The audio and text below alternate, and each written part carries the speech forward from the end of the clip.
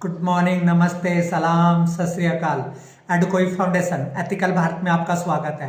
मेरे दोस्तों, मेरे बच्चों, हम माँ के लाड़ प्यार के बारे में बात कर रहे थे। मेरे दोस्तों, मेरे बच्चों, माँ का जो लाड़ प्यार है वो इतना गहरा है, इतना असीम है कि तुम उसकी कल्पना नहीं कर सकते।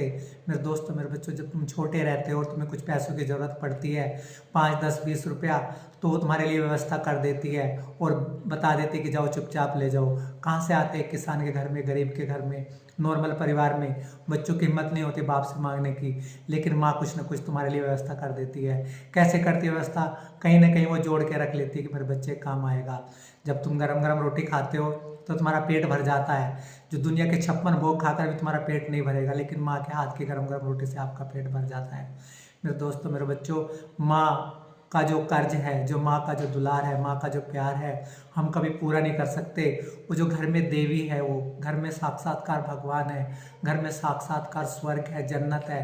मेरे दोस्तों, मेरे बच्चों, माँ का कर्ज किसी से नहीं उतरा आज तक और कोई उतार भी नहीं सकता। मेरे दोस्तों, मेरे बच्चों, हमारे संत महात्मा, हमारे पैगंबर सबकी यही शिक्षा है कि अगर हम अपनी चमड़ी की जूती भी बनवा दे, अपने शरीर के चमड़ी की जूती भी बनवा दे और अपने माँ बाप को पहना दे, तब भी उनका कर्जा नहीं उतरता। इसलिए मेरे दोस्तों, मेरे बच्चों, अपने माँ की, अपने बाप की घर में पूजा करो। वो तुम्हें कहीं जाने की ज़रूरत नहीं, किसी भगवान को, ईश्वर अल्लाह को ढूंढने की ज़रूरत नहीं है।